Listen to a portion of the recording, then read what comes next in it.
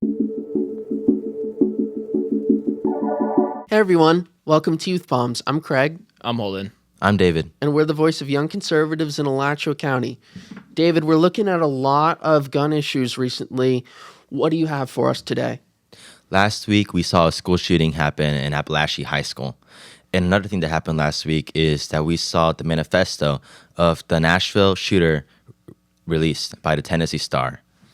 So I want to kind of delve into the manifesto because this is very interesting because we can finally see the psyche of a school shooter. And maybe that can lead us to look at the solution. The school shooter defined herself as male, transgender, defined herself as autistic as well, and was very mentally ill. Like throughout the journal, she kept talking about a lot of fantasies, even some including stuffed animals, a lot of really messed up stuff. And something that I want to point out is how we see a lot of things that 50 years ago, 60 years ago would have been declared, mentally ill, like as need for mental help. We see that declared as okay and all right, and we even see it celebrated. It's changing your gender is now celebrated. Thinking that you're a gender that you're clearly not is now celebrated. What kind of impact do you think that has on the issue of gun rights? Yeah, it's concerning because people aren't getting the treatment that they need. There's people who need help and need assistance, and we have better technology and better psychiatrists and psychologists and therapists than we did 50 years ago, but we've emptied out the asylums. And looking at how an asylum could and should be today, it shouldn't be looked at as a negative thing. It should be a place where we can help people who have stronger mental problems and make a safer society that way. I'm very, I don't know what the word is, like liberal about this. If you want to be trans, I don't care, be trans. If you want to be gay, I don't care, be gay. But if there's something wrong with you, then obviously you should seek help. And I don't want you to have a gun. A recent NPR poll actually says that transgender and non-binary people are 3 times more likely to be autistic as well. There seems to be a link between thinking that you're transgender or non-binary and being autistic. But instead of treating autism or working or ascribing mental health solutions, such as physicians, we seem to be celebrating the mentally ill signs, the signs of someone that's mentally ill, and we're not treating what is causing the issues. What do you guys think of that? Right. No, you're spot on. Like even in the UK, for instance, minor gender reassignment surgery is out of the window now. The NHS, National Health Service, isn't doing it anymore. And this is in socialist woketopia. So we know that like everyone is saying and showing, hey, this isn't working. We have to stop this. So just considering that, like, we shouldn't be embracing this. Oh, well, you say you're a woman, you say you're a man, even though you were born the opposite. So, okay, yes, you are. Holden? I mean, I don't know. I think like this woke nonsense is a response to like the wacky right, and so I mean, obviously both sides are just they just it's just they're so bad. I mean, I was having a conversation the other day with this Putin supporter, and we need to like make everybody Christian and all this stuff, and then like you get like the exact polar opposite response from the left, and like he's like, women shouldn't run for office, women shouldn't be politicians, things like this, and it's just like, bro, I mean, just it's, I mean, and then you get stuff like this. So I mean, I think it's like just this, it's a natural equal and opposite reaction, and it's not good. But I wouldn't say it's extremist to say that things that would be described as mentally ill in the past are now described as sane. Like, even if we look at data, especially from the Center for Prisoner Health and Human Rights, 0.7% of people in prison in 1980 had mental health issues. Well, in recent data, in 2005, that number is now 21%, and one can only imagine just how much it is now. And it seems to be happening coincidentally when we're more accepting of tells for signs that people have mental health issues, like thinking that you're a gender that you're not, or other things. Interesting. Yeah, could it just be more in vogue now, or is it a different issue entirely? I've seen, for instance, on Instagram, people putting in bright, sparkly colors like, I'm on Xanax, and I'm sure it's a helpful drug for people who need it, and it serves its purpose. But there's an argument to be made that these things are overprescribed and that other means could be the first line of go to rather than just taking the pills, which do have their purpose and have helped millions of people.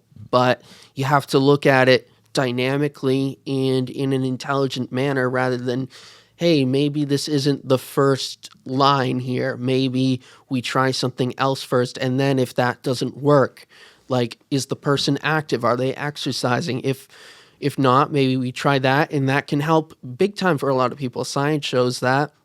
And if it doesn't work, then hey, okay, let's try this medicine or that medicine. I mean, I see a lot of people that are on drugs. Like it's definitely very very prevalent out there. I don't know like a lot about this to know like what are the exact causes or whatever. So I mean, I'm sure there's like a million different factors, but I try and stay away from drugs as much as possible, like even prescription drugs. So I mean, yeah. Yeah, and I want to drag the attention more to the issues of gun control because, like, earlier in the debate, which happened last week, we saw Joe Biden and, I mean, not Joe Biden, Kamala Harris say that her and Tim Walz were gun owners. But we also saw Kamala Harris pass in 2022 with Joe Biden the Bipartisan Safer Communities Act, which put heavy restrictions on guns, allowed the confiscation of firearms without due process, and it also allowed overly restrictive background checks for people under the age of 21. It seems that the solution to the Democratic Party for there being more shootings is to limit guns. But I think that it is the tools, it's not the tools that should be limited, but it's the people that should be helped. And we see this in the data, which in data in California. California is the state with the most gun control in the United States. Somehow there are 499 violent crime incidents per 100,000 people, when the nation's average is 398 violent crime incidents per 100,000 people. California has the 7th highest violent crime incident rate in the entire nation. So it seems that gun control does not work, yet it is still something being heavily pushed by the Democratic Party. What do you guys think about this? Yeah, it's clearly not working. We see in communities with reasonable low levels of gun control that there are not crime problems. But then in major urban areas and leftist Democrat states like California, you have high rates of crime, high rates of violent crime, and lots of murders. It's really unfortunate, and something needs to change. And if you're leaving innocent civilians defenseless, then you're still going to have criminals with access to weapons. They're not going to say, oh, well, it's illegal. Guess I can't get a gun. Oh, well, too bad. And, not commit a crime. So really, it's just looking at that like, hey, we can't be defenseless here. People have the right to bear arms. People have the right to defend themselves. And a minimum of 1 million self-defensive gun uses per year occur in the United States. So clearly, people should be able to be armed should they choose.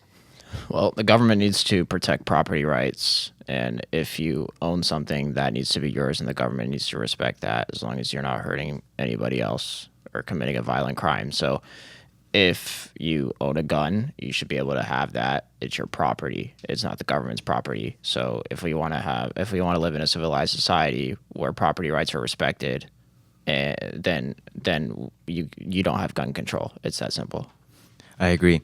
And I would venture to say that one of the reasons that gun control doesn't work, and it has never worked, is because like we have an open border. So even though people are like the government is not allowing people to access guns, obviously criminals and mentally ill people who have bad intentions are going to get them illegally through our open border.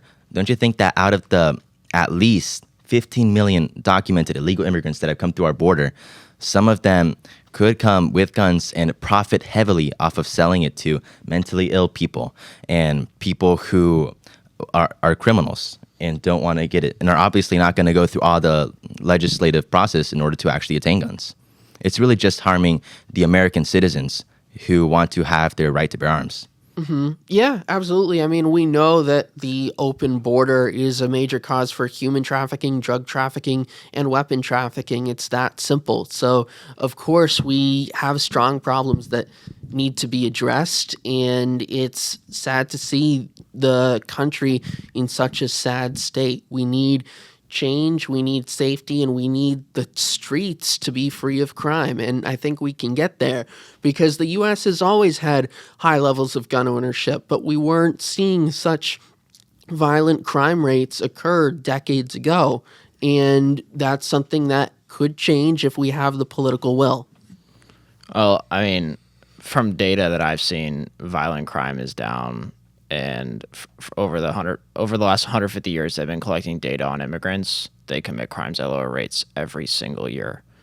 So I think this is just an issue of culture and respecting other people's property. And if we do that, then we'll be all right. So you're saying that you think that violent incidents of violent crime are down now? I've seen data that suggests that, yeah. But we have more school shootings now than ever before, unprecedented levels that have never before happened in the history of the United States of America. Okay. That's I would say that's pretty significant because we see children getting harmed, a lot of people getting harmed now. I mean, yeah, I think it's bad that we have school shootings. Obviously, I mean, I don't think anybody would really disagree with that.